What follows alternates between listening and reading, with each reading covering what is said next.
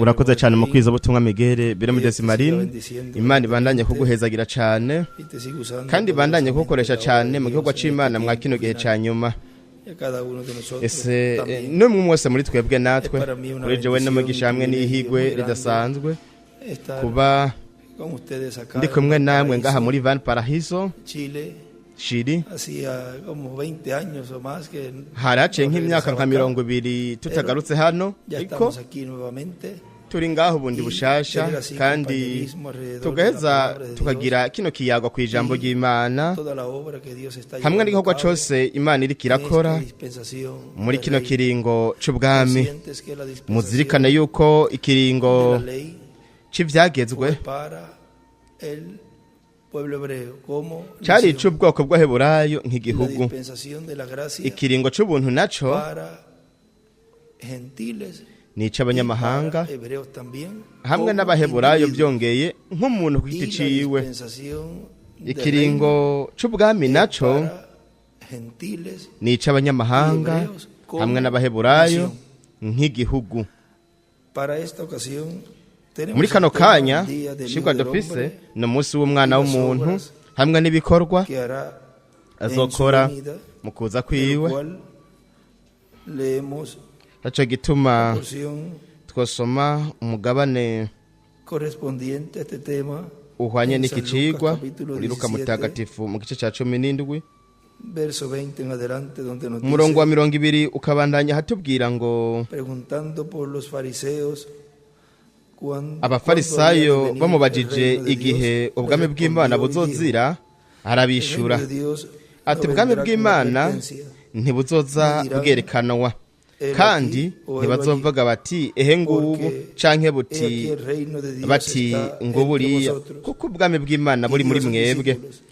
Habwira abigishwa bi wati hazoza iminsi muzokwipfuriza ko kubona umunsi umwe musa w'umwana w'umuntu ntimuzowubona, kandi bazobabwira bati ehe nguriya canke batehe nguyu ntimuzojeyo kandi ntimubakurikire, kuko nk'uko umuravyo urabiriza mu ruhande rumwe rw'ijuru yandika ngo mu buseruko ukarabiriza iburengerazuba ukarabagiranira mu rundi yandika ngo mu burengerazuba werekeza mu buseruko, uko niko umwana w'umuntu azoba ku munsi wiwe. Capura ibuye rw'imfuruka yandika ngo umunsi w'umunani. Ariko akwiye kuzobanza kubabazwa uburyo bwinshi no kwankwa n'abiki gihe, kandi uko byari biri mu misi ya Nowa niko bizoba mu misi y'umwana w'umuntu. Yandika ngo Nowa barajya baranywa bararongora barashingira bageza kuri wa munsi Nowa yinjiye muri bwa bwato umwuzure ukaza ukabahonya bose. No mu misi ya Loti vyabaye bityo, barajya baranywa baradandaza baragura baratera barubaka, maze umunsi Loti yaviriye i Sodomu, umuriro n'abazuku biratibuka bivuye mu ijuru birabahonya bose. Yandika ngo Loti niko bizoba umunsi umwana w'umuntu azoserukirako. Capurinyeri ya Dawidi ngaho iburyo. Umunsi w'umwana w'umuntu hamwe n'ibikorwa azokora mu kuza kwiwe. Ashobora gufata ivyicaro vyanyu. Ubutumwa yari intangamarara. Hari kwa gatanu 21 z'uko 8/2015 kandi yari intangamarara y'icigwa. Ari cyo nyene yaciye yigisha ku w'Imana 23 z'uko 8 kandi mu 2018 yarakoze intangamarara ku munsi wa gatanu kwa gatanu 27 z'ukwa 4 2018. Hari mujya mwaka yariko aragira mitende.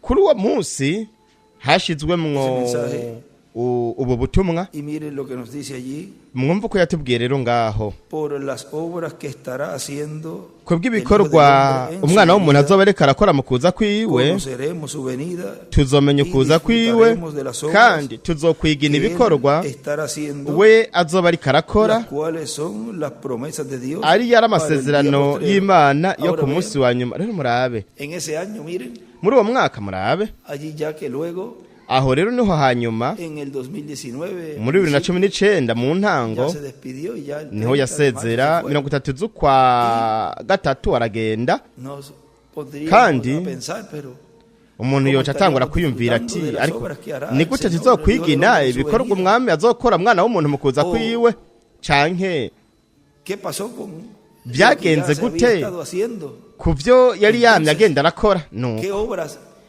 vamos a estar disfrutando? mbega ni ibihe bikorwa tuzokwigina mu bikorwa by'umwana w'umuntu mu kuza kwiwe? Ahora vean, Rero murabe él estaba ya allí señalando we ngaho yariko esa yerekana obra que se estaría ico llevando a gikorwa cabo. kizoba kiriko O sea, kirakorwa, la obra del Hijo ni del kuvuga Hombre ngo igikorwa con sus c'umwana ángeles w'umuntu azananye en su n'abamarayika obra de biwe mu gikorwa co kwisubiza ivyiwe. Dice, Aravuga ngo disfrutaremos de las obras que él estará tuzokwigina haciendo, ibikorwa las cuales azoba ariko son las arakora, promesas de Dios ari yari para el día amasezerano postrero, y'Imana yo ku que munsi llevará wa a nyuma, cabo, que materializará, azokora, azohindura que ukuri, azogaragaza, cristalizará el Hijo del azoshitsa Hombre umwana en su w'umuntu venida. mu kuza kwiwe. En la página 5A del Ku libro de rupapuro rwa citas, 5A mu gitabo c'imirongo, párrafo umurongo 49, wa 49 nos dice, aratubwira, y ese es el porqué kandi iyo niyo mpamvu se están haciendo estas cosas. hariko El harakorwa Espíritu Santo ibi bintu. Mpwemu viene a la yera tierra en la plenitud aje ku de su isi ser. mu mwuzuro wiwe Y wose, digo una piedra angular a la acapura derecha ibuye rw'imfuruka iburyo, para juntar a los kugira hijos ngo de las yegeranye cuatro esquinas de la tierra, abana biwe mu mfuruka para zine prepararlos z'isi, kugira ngo para abategure, el rapto. abategurire ¿Para qué ukunyakurwa. viene el Espíritu Santo? Mbega ni kubera ko impwemu Para yera preparar aje a la iglesia no kugira ngo novia ategure ishengero para el mugeni, rapto. arategurire Y miren, ukunyakurwa. escribe Murabe yanditse en un estudio bíblico mu que nyigisho za colocaron Bibiliya esa izo cita, bamushiriyemwo uwo escribe murongo, yanditse ngo la carpa catedral. ihema nini Karpa Katedrale, O sea kuvuga ko Es en medio del cumplimiento de la visión de la carpa. ni hagati mu gushitswa kwigera kwa gihema. Iryo Revera William Branham yabonye niyo nkingi y'umuriro yabonye iri kivugira, iri kivuganira n'uwundi muntu hejuru yaho yarari, kandi Allí él estaba viendo era la aho manifestación del ico Hijo del yereka arabona ko ari kugaragara ko umwana w'umuntu manifestada en medio de la tierra, ariko agaragarira ku isi mu ishengero mugeni, kugira ngo aho kwizera ko kunyakurwa abatoranijwe. y encima miren escribe Hejuru murabe yanditse o abajo escribe canke Mateo hepfo 24, yanditse Mateo 24, 33, 31, yandika ngo Mose na Eliya. o sea que Moisés y Ni Elías ukuvuga yuko Mose na Eliya eran los ministerios que Dios iba a bwari enviar. ubukozi Imana yari O sea, el Espíritu kuzorungika, Santo no iba a kuvuga operar mpwemu su yera ministerio yari gukora ubwo en medio de la bukozi, iglesia akabukorera hagati mu para ishengero,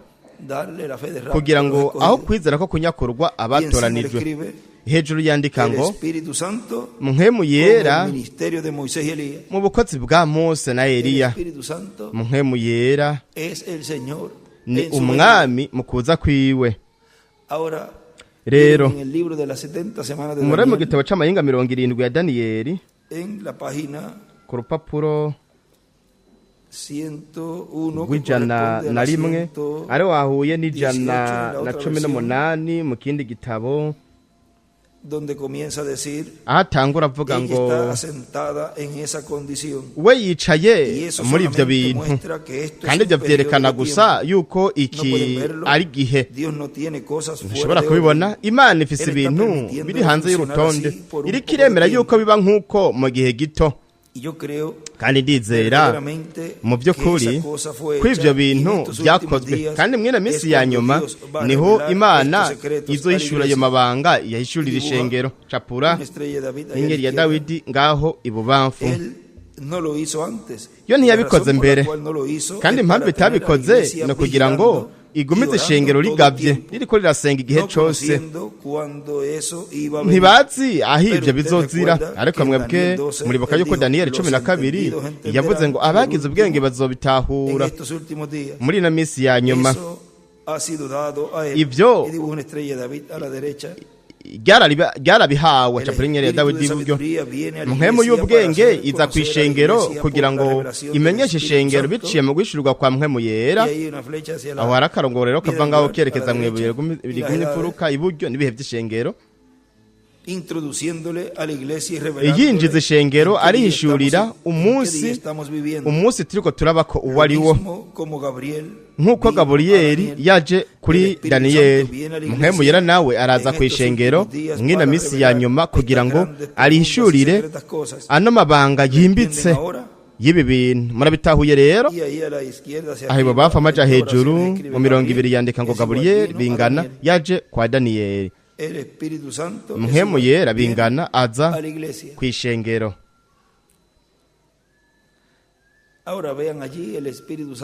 Hariya mpwemu yera yaje ku nkumi Mariya amuzanira inkuru nziza, ariko hanyuma turabona mpwemu yera mu wateguriwe inzira muri Yesu. Ni kuvuga ngo haje umwuzuro wa mpwemu yera aho jambo. Rero banayavuga hano ati ningira akamaro cyane kumenya ko umwana w'umuntu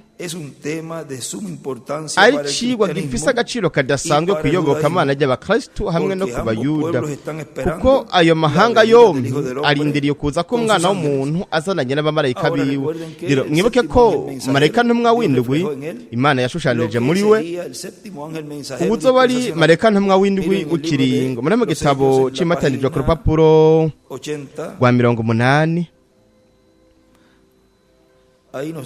aha aratubwira. Rero mwimvire neza umurongo banzirizo wa nyuma. Rero mwimvire neza, ico ni ikintu wowe utegerezwa gucakira ugatahura.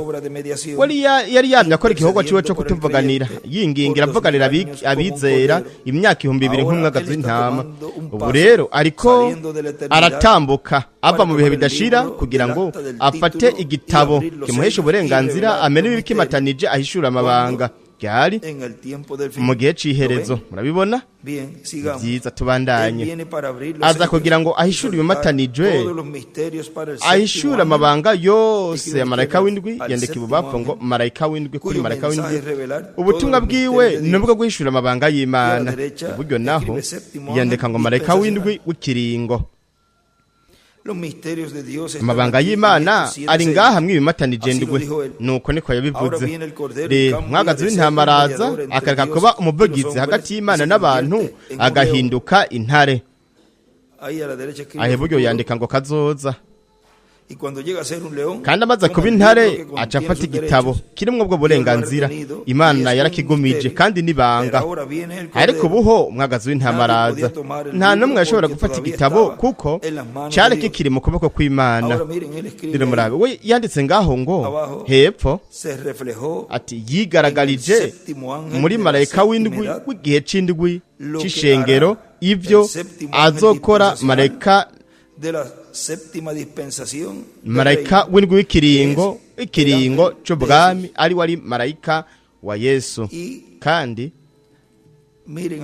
murabe hano muri buno butumwa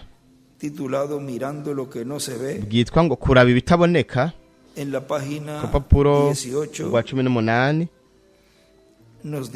ratubwira rero murizera yuko Imana ari Imana nzima. Murizera yuko turiko tuva mu misi ya nyuma y'ikiringo c'abanyamahanga, kandi amashengero arindiriye kwaza. None urizera yuko ariko aritegurira kuza kwiwe? Ibitutu byo kuza kwiwe yandika ngo urugero, igishushanyo. Ibitutu byo kuza kwiwe biri kwisi: ibibazo, kwihebura, ukurambirwa n'ibihe. Kandi ibitutu byo kuza kwiwe biri mu ishengero. Kandi ibintu dukora mu izina ryiwe n'ibitutu by'ibyo azokora igihe azoza. Iyo tubonye umwana agwaye intandara hanyuma agasubizwa mu buzima bwiza mu minota 5, ico ni igitutu gusa cibizoba igihe azoza.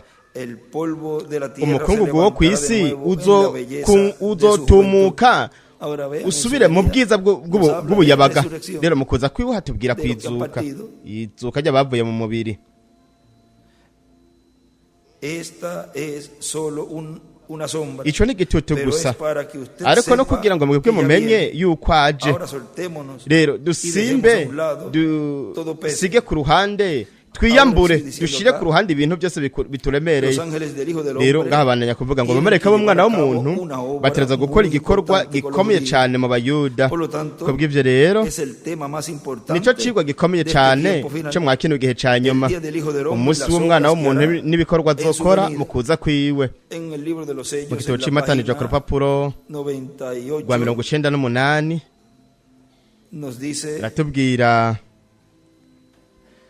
ahí como a mitad de página, nko hagati na hagati mu dice, rupapuro ojalá aravuga antes ngo de su venida ese kumbura imbere yo podamos kuza ver kwiwe todas estas twashobora cosas en kubona ibi bintu detalles. byose mwido n'ido, Pero si no nos alcanza ariko el tiempo, tudashoboye gushika kuri uwo veremos mwanya todo cuando él tuzobona venga. byose igihe Así azoza. que no es tan importante. nuko Pues en rero ese momento ibyo no ntibikomeye era tan cyane ni importante. ukuvuga ngo mw'uwo mwanya Pero mw'icyo gihe dice, ntibyari bikomeye cyane, veremos ariko aravuga ngo todo tuzobona cuando él byose venga. igihe azoza. Y dijo una estrella de aca David purengeri ahí a ya la Dawidi izquierda. ngaho ibubamfu, Y a la derecha escribe iburyo futuro. naho yandika ngo kazoza, Y él escribe, yandika ngo veremos todo tuzobona en su byose venida. mu kuza kwiwe. Ahora, Rero él recuerden que en el libro de citas we mwibuke yuko mu gitabo c'imirongo yatweretse que él se presentaría ko we ubwiwe Él mismo. ari we azokwiyerekana, en la azokwigaragaza introducción de este mismo mensaje, pero el mu domingo, ntangamarara y'ubutumwa nyene, ariko kuw'Imana ahí, pero fue ya el 29 aho ariko de hari abril del 29 z'ukwa 2018. kane 2018. Ese día domingo en la mañana uwo munsi w'Imana mu gatondo nos dijo, yaratubwiye es muy importante ati ni ingirakamaro cyane cuáles kumenya son las obras que estará ngo ni ibihe haciendo el Hijo bikorwa del Hombre umwana w'umuntu para azoba ariko poder arakora identificar, kugira ngo ushobore kumumenya, para poder identificarlo, kugira ngo ushobore kumumenya. pues había que ver. nuko rero ¿Qué turaza estaría kumenya haciendo el Hijo del Hombre ibyo en su umwana venida? w'umuntu azoba ariko arakora mu Y el kuza reverendo kwiwe. William Branham kandi nos dijo revera que William Branham en su yaratubwiye venida yuko mu kuza él kwiwe estaría dando la ko fe de azoba ariko rapto a aratanga sus ukwizera ko escogidos. kujya kurwa ku Y batoranijwe, sería kandi bajo una enseñanza. hazoba ari mu nyigisho, Y kandi todo lo enfocó byose en una gran carpa catedral. yabyerekeje ku ihema rinini Ese Karpa ministerio de katedrali. Museyería estaría niho allí. ubukozi bwa Musoneri O sea, buzoba tendría buri la iglesia kuvuga ngo novia la shengero visita mugeni rizoba de esos rifise ministerios. ukugendererwa n'ubwo bukozi, Porque él estará kuko haciendo las azoba obras ariko arakora que ibikorwa cumplirán la promesa de la bizoshitsa venida del isezerano Hijo ryo del kuza Hombre k'umwana para su w'umuntu ku iglesia ishengero y ryiwe para toda la hamwe humanidad. no ku biremwa abantu byose. En el mensaje, ubutumwa La segunda venida del kuza Señor kwa kabiri k'umwami nos dice el reverendo William aratubwira Branham Revera William Branham ngaho en la página rupapuro 5 rwa 5 abajo dice, hepfo aravuga ngo ahora tenemos religiones rero diferentes, turafise amadini atandukanye tenemos motivos kandi diferentes turafise n'impamvu y zitandukanye teologías n'amateolojiya atandukanye, diferentes, ariko pero nuestra religión cristiana está idini basada ryacu ry'abakristu solamente- rishingiye gusa está basada solemnemente rishingiye sobre muerte, cyane entierro ku y gupfu resurrección. hamwe no guhambwa no La kuzuka segunda venida del hamwe Señor. no kuza kwa kabiri k'umwami. Oh, es Oh, una pregunta importante. ni ikibazo gikomeye Y cyane, kandi kandi acercándonos nk'uko ahora turiko turayegereza a mis ubu más sinceros pensamientos, kuri icyo ciyumviro nyene estamos c'ukuri, viviendo en las mismísimas turiko tuba sombras mw'ivyo bitutu que nyene. Betipo Yandika ngo de su ibigereranyo segunda venida. byo kuza kwe kwa kabiri, Y abajo escribe la hepfo yandika ngo sombra de la ibitutu segunda venida de byo kuza kwa Cristo, kabiri kwa Kristo reflejándose en el séptimo ángel. bishushanirizwa muri marayika ntumwa w'indwi. En cuanto a eso, ku bijanye mi n'ivyo, manera de verlo por uburyo la genda luz bibona de la Escritura, nshingiye ku muco no w'ivyanditswe, hay una esperanza nta dejada byizigiro para na la bimwe iglesia, byasigiwe excepto ishengero la segunda kiretse venida del ukuza Señor. kwa kabiri k'umwami. Ahí encima escribe aho la hejuru única yandika ngo esperanza de la ibyizigiro bimwe iglesia, rugende la by'ishengero segunda venida del kuza Señor. kwa kabiri k'umwami. El mundo en su salvaje Ab'isi, condición demoníaca mu buryo se ha bwabo puesto bwabo completamente fuera de control. baratakaje ubugenzuzi, organización hecha kandi por el buri dini hombre ryose en el ryashyizweho n'umuntu ku Los isi, reyes no pueden controlar ibyagezwe sus súbditos ntibishobora más, ni los kugenzura dictadores ababyo, pueden controlar sus súbditos n'abategekana más. igitugu La ntibashobora democracia kugenzura no puede ababo, controlar demokarasi sus súbditos ntishobora más. kugenzura Y no hay más esperanza abayibamwo. sino la segunda nta bindi venida del byizigiro Señor bihari Jesús. uretse ukuza kwa kabiri k'umwami Y es Yesu. ahora kandi uno de los n'ubu tiempos más horribles para el kimwe mu incrédulo bihe y biteye agahinda pecador cyane que él haya ku percibido mutizera alguna vez. n'umunyabyaha Porque el tiempo del yoba yarigeze juicio, kwitega, el tiempo kuko del igihe juicio c'urubanza, final urubanza rwa está nyuma cerca. kiregereje. Imagínense si Nyumvire eso namwe, fuera allá en ese namwe ibyo tiempo, byari hariya ¿cómo será mwa kijya ahora? gihe mw'ijya Que myaka ya estamos tan cerca. bizogenda gute cyane ubu aho twegereje Y es el cyane. tiempo, kandi pero es n'igihe el tiempo más ariko bendecido nico gihe giheza para el gihe cyane creyente. kuwizera, Porque kuko porque su kuko redención ubucunguzi está a la bwiwe mano. bwegereje Para el mundo, ku bisi pues naho el tiempo más terrible nico gihe pero giteye para el akaga creyente, giteye ubwoba al ariko estar más cerca de esa promesa, kuwizera kuba es el yegereje tiempo iryo más sezerano glorioso. nico gihe c'ubwiza cane. Hay dos pasiones en la tierra hariho esta noche. ibintu bibiri El creyente ngaha kw'isi y el mw'iri joro, incrédulo. umwizera Uno n'umutizera. que el Señor Umwe viene umwami para recibir. aje gutora. Esa es una de las obras Ico ni kimwe mu de su bikorwa venida. byo kuza kwiwe. Uno que el Señor viene a recibir Uwo umwami al aje creyente. gutora inde umwizera, Y uno que el hamwe Señor viene n'uwo a umwami condenar. aje gucira ku rubanza. En su Mu venida kuza kwiwe bendecirá a uno. azohezagira bamwe. Ahí vemos la- Aha turabona una de las obras. kimwe mu bivyo bikorwa. Bendecirá a uno Azohezagira y bamwe maldecirá avume al otro abandi en su aparición. niyo yaseruka. O sea, viene Kuvuga con ngo bendición azanye y viene imigisha con maldición. kandi azanye n'imivumo. Bendición para el creyente Imigisha y kubizera maldición hamwe para el n'imivumo incrédulo. kubatizera. Y escribe Yandika ngo, aparición, Mu guseruka venida, ahí a la derecha. kuza kwiwa hiburyo hacia arriba. maja hejuru. Ahora Rero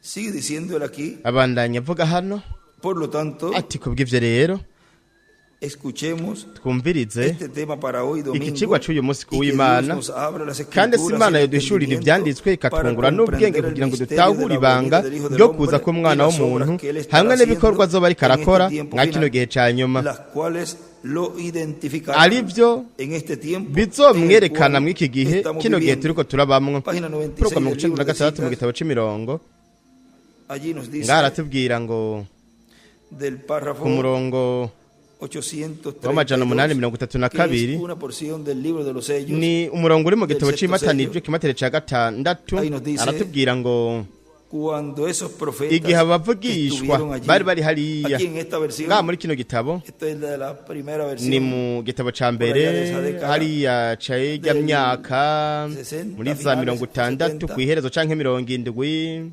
voy a leerle, quizás no es la misma de ustedes. Reka ngusomye Cuando esos kumbure profetas que estuvieron mw'iki allí gisani canyu igihe abavugishwa bari llevaron a cabo hariya milagros bagakora y ibitangaza cerraron el sol bakugara y todo ijuru lo demás, n'ibindi n'ibindi y toda la trayectoria a través n'urugendo rwose de la edad, baciye mu bihe vy'ishengero ellos clamaron bo barasemereye que las rocas basaba y los yuko montes les escondiesen, amabuye les n'imisozi escondiesen de iyo la palabra bahisha de la cual se kabahisha habían reído, rya jambo bari porque lo baratwenze podían ver a kuko él bashobora viniendo. kumubona we aje. Esa es la Ni ku majana atatu mirongo itandatu 69, n'icenda ¿verdad? nivyo de los sellos. bimatanijwe. Vamos a ver, tuharabe 300 majana atatu para dar la kugira ngo cita. tange twerekane uwo murongo.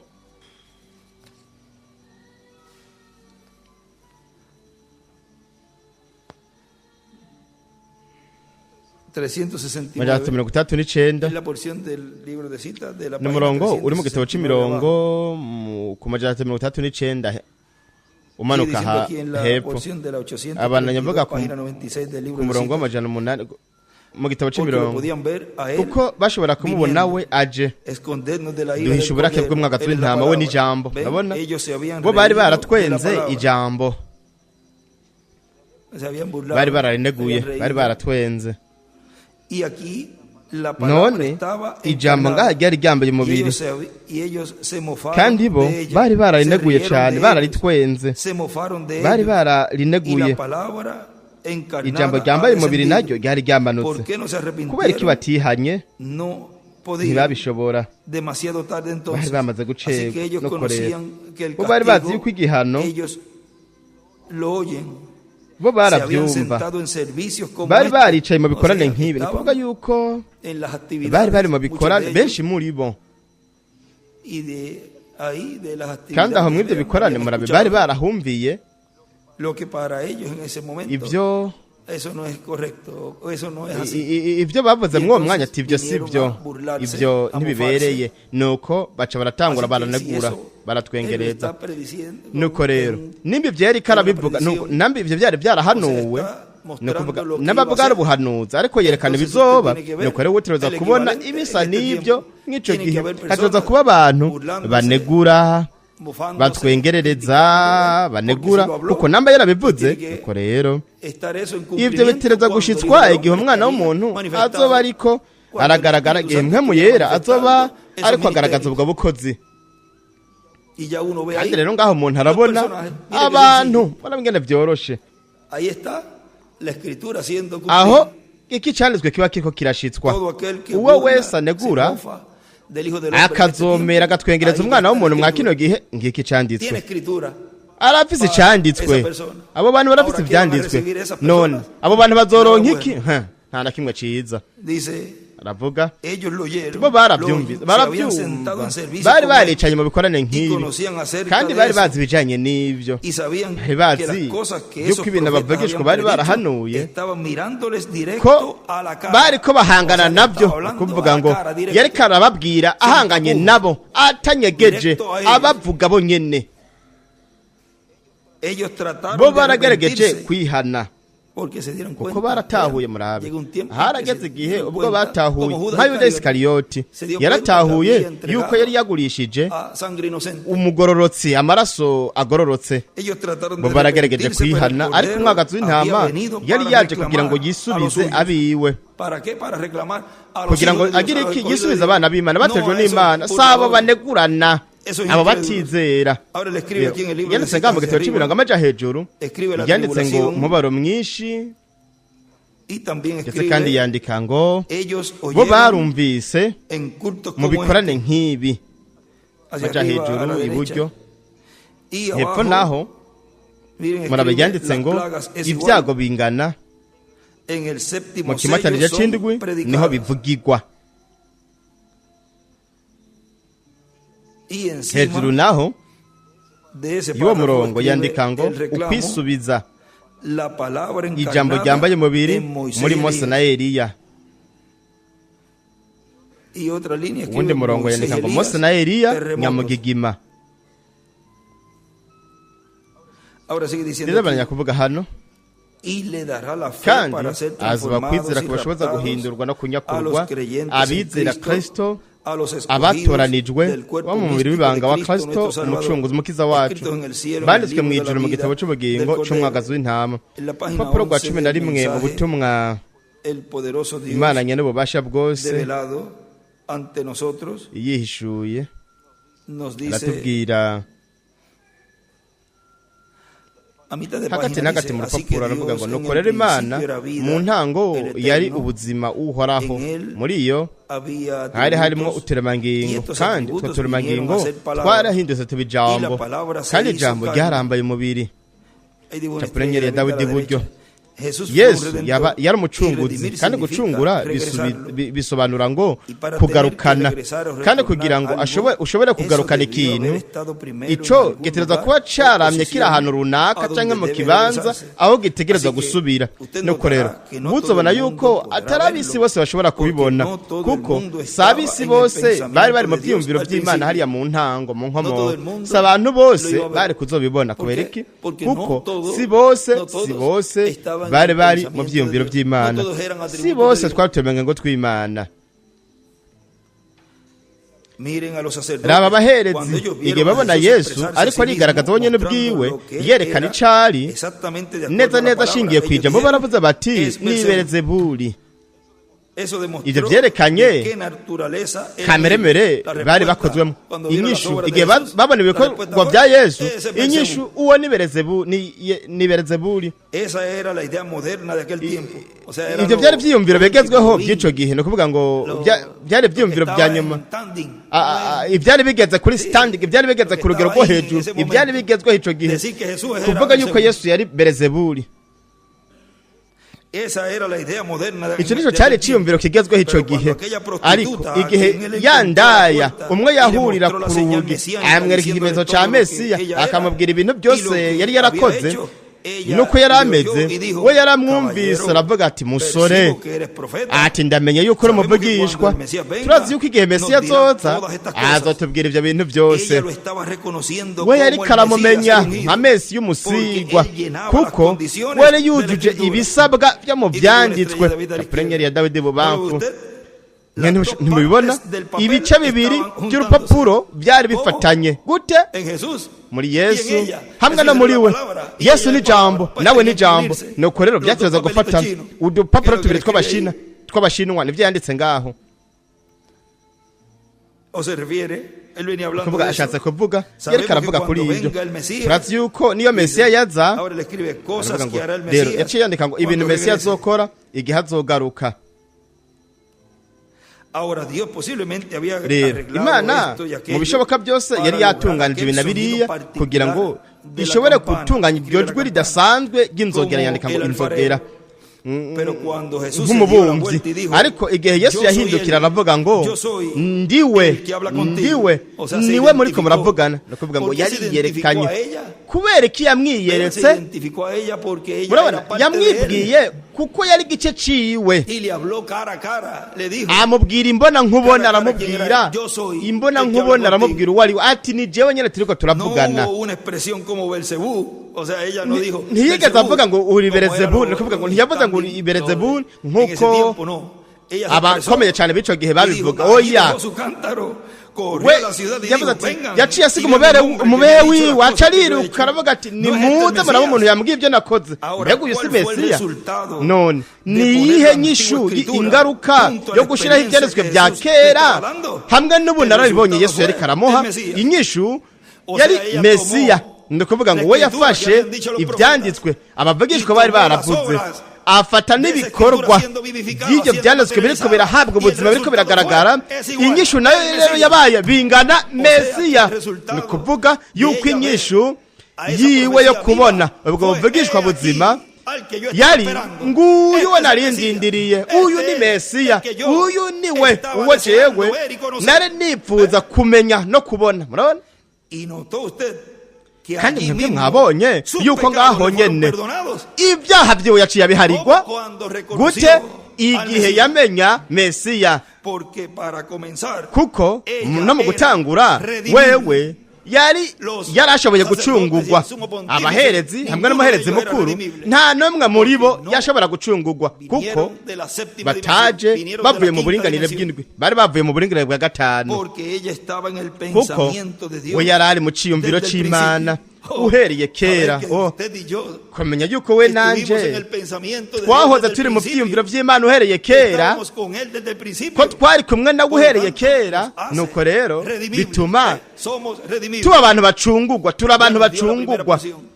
Twaramaze guhabwa umugabane wa mbere mu kuza kwiwe kwa mbere, mu kuza kwiwe kwa kabiri naho azoduha umugabane ukurikira wa kabiri, umubiri uhoraho uhawe ubwiza. Nuko rero igihe yabona ibyanditswe bya Yehova bigaragaye, igihe yabona ibyanditswe by'abavugishwa byo bari baravuze bahumekewe n'Imana, byo bari baravuze ku kuza kwa Mesiya, igihe yabona ibyo aravuga ngo ico yarari icari yaramucunguye amusubiza mu nkomoko. Yandika ngaho ngo yaracunguwe mu kubona ijambo ryambaye umubiri. Umuntu yovuga ati naracunguwe igihe nabona ijambo ryambaye umubiri mu kuza kwa mbere, kandi nzohindurwa kuko nabonye ijambo ryambaye umubiri mwa kino gihe ca nyuma. Kandi uwo n'umutekano Imana yaduhaye kuko turi abacungurwa. Kandi aho hari mu kuza kwa mbere k'umwami yaduhaye ujya mubiri watubafaniye mu kumwizera. Mu kuza kwe kwa kabiri naho azoduha umubiri uhoraho uhawe ubwiza mu kwizera ugushitswa ko kuza k'umwana w'umuntu azonanye n'abamarayika biwe. Rero murabe we ngaho ku rupapuro rw'amajana 373 mu gitabo cy'Imatanijwe aratubwira nawe nyene ikintu kuri uwo mugore. Aratubwira inkingi y'umuriro nyene yaje kuri Pawulo ari mu nzira ya Damasiko. Byongeye yanditse ibitabo byinshi byo muri Bibiliya aribyo twita ijambo ry'Imana. Rero mwami, iyo nkingi y'umuriro nyene ku bw'icemezo cy'ijambo ndetse kandi no ko iby'abashakashatsi bagaragaje turabona ijambo ry'Imana rihishuwe. Mana, emera kwihanga ryawe rikanguka vuba, babandi amazina yabo yanditse mu gitabo c'ubugingo, igihe uno muco uzobamurikira mu nzira. Emera bazowubone nk'uko wa mugore w'imico mibi yamubonye igihe yaza kwiriba aja kuvoma amazi. We yaramumenye y supo vuba que eso era cyane el cumplimiento amenya de la yuko Escritura. uko ari ugushitswa kw'ibyanditswe. ¿Cómo Murabona nos compara con ella? ingene tugereranya Permite que nawe, tu pueblo, Señor, despierte emera pronto. kwihanga ryawe mwami Y que pueda rikanguka ver vuba cómo kandi ella vio. rishobore kubona nk'uko nawe Y allí yabonye. escribe el Aho yandika ngo cumplimiento a la derecha. ugushitswa Escribe iburyo una piedra angular y las edades. capura iburyo bw'imvura kandi En ibihe el párrafo by'ishengero. anterior escribe Umurongo ubanza a la naho nyine derecha, yandika pilar de iburyo ati inkingi el y'umuriro logos. este es el tema más Iki importante nico cigwa para gikomeye este tiempo cyane final, muri kino de gihe las ca cosas nyuma que sucederán mu bintu en bizoba este día postrero, en kuri uno este día munsi wa postrero, nyuma, kuri uno munsi wa nyuma, el día del Hijo del Hombre umunsi w'umwana y las w'umuntu obras hamwe que n'ibikorwa hará en azokora su venida. mu kuza kwiwe. Ha sido para mí un privilegio grande poder Kuri jewe ryari ihirwe ridasanzwe gushobora kubana namwe dándoles a conocer las ndabamenyesha obras que él hará en su venida, ibikorwa las cuales azokora mu kuza kwiwe, ari byo muri ibyo bikorwa está darnos esa fe de rapto y ariko araduha transformación. ukwizera ko kunyakurwa no Y guhindurwa llevarnos kandi a la cena akatujyana no mu de las mazimano bodas y'ubukwe del Cordero. bw'umwagazi w'intama Es la bendición n'umugisha para los escogidos ku y para los batoranijwe, incrédulos. ku batizera nabo ni umuvumo. Nos ponemos en pie Duhaguruke y nuko podemos cantar un canto, no sé si turashobora kuririmba indirimbo sinzi podemos namba cantar el Mi Reclamador, porque twashobora en su venida kuririmba ngo unyisubiza kuko we mu kuza kwiwe reclamar. aza En su kwisubiza, segunda venida viene mu para kuza kwiwe kwa kabiri aza reclamar. kugira ngo reclamar yisubize, aquello que redimió kwisubiza en ba su bandi primera yacungura venida. mu kuza kwiwe kwa mbere. Reclamador. Uwunyisubiza, Cantemos ese canto. turirimba iyo ndirimbo.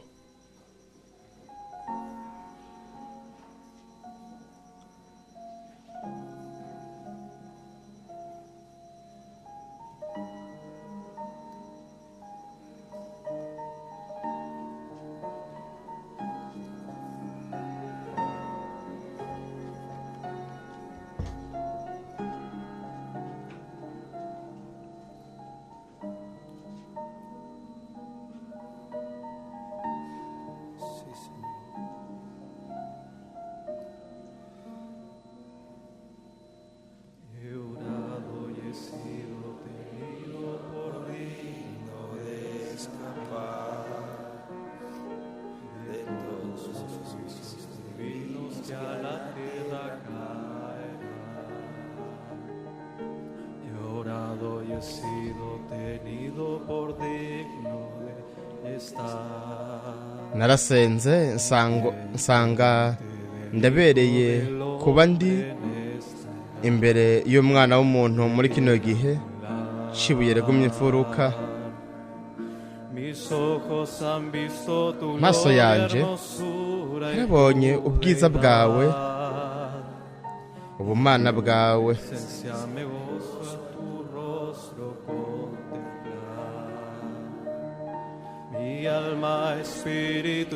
ubugingo bwanje impwemu n'umubiri biri mu maboko yawe. Kwizera kwanje gushingiye mu ijwi ryawe, ubutumwa bwawe no mu kuri kwawe. Yosefu wanje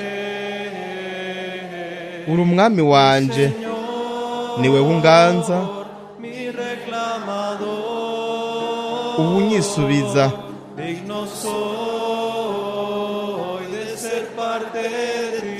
Ndabereye kuba igice cawe kubw'urukundo rwawe, kubw'urukundo rwawe rwinshi. Ni kubw'urukundo rwawe, ni kubw'urukundo rwawe rutuma mbereye kuba uwawe, kandi suko umwe wese muri twebwe yoba yaravyipfuje. Hoya, ni kubw'imbabazi zawe, kubw'urukundo rwawe, kandi nuko twavuye kuri we, turi iciyumviro ciwe, akaremangingo kiwe. Rero ivyo yarabivuze Revera William Branham, kandi igihe yavuga ku kwizera abatoranijwe bafise, yavuze yuko uko kwizera vyongeye yuko bashobora kugukoresha kubw'umuryango wabo. Murabe, yaravuze ikintu gikomeye cyane hano. arico no debemos pasar por alto. tudakwiye En la kwirengagiza. página 112 ku rupapuro rw'ijana na cumi na del kabiri libro de citas, mu gitabo c'imirongo párrafo 984. umurongo w'amajana 984 yaravuze Aquí está por lo que usted quiere creer. aha hari ibyo ushaka Usted kwizera desea su propia wewe seguridad. wifuza umutekano wawe Usted bwite entonces crea we rero por su propia seguridad. wizera Y luego ushingiye ku mutekano wawe aplique la bwite señal para la hanyuma familia entera. ugaca ushiraho ikimenyetso kubw'umuryango wawe Dice, wose. ¿Y cómo, Avuga. cómo puedo hacer eso? wavuga ati mbega ni gute Reclámelo. nokora ivyo bisubize Ya te lo está diciendo. ¿Cómo Daba. lo puedo hacer, Señor? ariko Si está arabivuga ati extraviado, pero si mwami está haciendo nobikora esto, pero si está gute haciendo lo otro. kandi ncapfuye ndiko No nakora te está ibi na diciendo que lo agarre biriya por las greñas y lo traiga. Te Mbega- está diciendo que lo reclames. ntariko arakubwira ngo bafate ubazane bisubize bareklame Cuando eso bisubize sirvió para usted. Usted Nibyo y ari la byo palabra fueron uno. byakugiriye akamaro wowe Amen. n'ijambo mwarabaye ¿No umwe puede amen ver usted que sirve para ambos? mbega ntushobora kubona yuko Usted y la palabra bica bikora no son kuri uno. bose wowe n'ijambo Luego, muri umwe aplique eso hanyuma a sus hijos. ivyo bishire no ku Aplíquelo a bana sus bawe familiares, bishire no ku como muryango hizo wawe Rahab. nk'uko rahabu Ella aplicó la yabikoze señal a su wewe papá, yashize a su ikimenyetso mamá. kuri papa wiwe mama aplicó a wiwe sus hermanos y yagishize hermanas. kuri bene Y wabo así n'abashiki los biwe reunió a todos n'abasaza bajo la biwe señal, uko bajo la niko natwe señal que twakoraniye tenía mu ella. kimenyetso uko niko Bajo la bakoraniye mu señal que kimenyetso tiene mu usted. kimenyetso yari afise Que lo nawe puede nico cuidar. kimenyetso ufise Aplíquelo usted ushobora y diga, gufata Señor, gikoreshe voy a kibashire rescatar kuvuga a mi uti hijo. mwami Voy ngira a ncungure rescatar umwana a mi hijo. wanje ngira La estoy ncungure umuhungu reclamando. wanje ndiko ndamureklama Satanás, déjala. satani Yo mureke vengo por ella para aplicarle naje mi señal. kugira ngo ndamushyire ku Bendito ikimenyetso sea el cyane Señor para siempre. hashemagizwe umwami ibihe byose Créalo byizere de todo corazón. byizere n'umutima Diga, wose Señor, yo uvuga uti reclamo mwami mi ndareklama familia ndisubiza umuryango wanje completa. wose mu Ninguno mwuzuro se quede fuera. ntihagire n'umwe Yo asigara quiero hanze conmigo en la eternidad, ndabashaka para vivir ko conmigo twubana mu bihe eternamente. bidashira kugira ngo tubane ibihe bidashira mu bwami Lo bwawe reclamo, oh ndabarekramye Señor. ndabisubije uyu munsi Escucha. mwami Y nyumvira obra en la vida de kandi ese ukore familiar mío. mu buzima bw'ujya muryango Lo wanje reclamo, Señor. ndabarekamye Dígalo, mwami reclamo. bivuga ati ndabasabye Reclamo ndabarekamye mi familia. ndarekamye umuryango Toda wanje mi familia. umuryango wanje La wose reclamo. Y la ndawisubije coloco kandi bajo mi señal. ndawushize mu kimenyetso Amen. canje amen Mi reclamador. unyisubiza Reclamar a la familia. Escribe kwisubiza allá. umuryango yaciye avyandika Amen. ngaho hejuru amen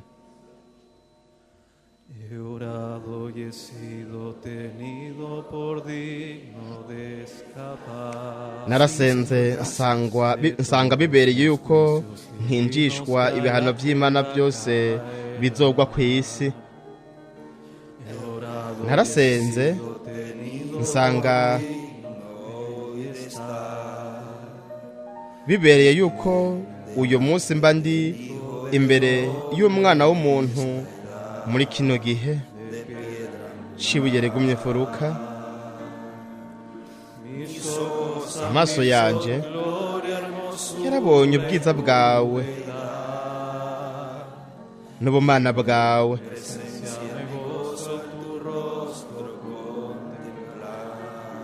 ndanezerwa ndi mu kugaragara kwawe mbonye mu nyonga zawe ubugingo bwanje mpwemo n'umubiri uyu munsi biri mu maboko yawe kwizera kwanje gushingiye mu ijwi ryawe ubutumwa bwawe hamwe n'umukuri kwawe yosefu wanje wowe uri umwami wanje niwe wunganza uwunyisubiza ndabereye kuba igice cawe kubw'urukundo rwawe urukundo rwawe rwinshi yosefu wanje wowe uri umwami wanje niwe wunganza uwunyisubiza ndabereye kuba igice cawe kubw'urukundo rwawe kubw'urukundo rwawe rwinshi,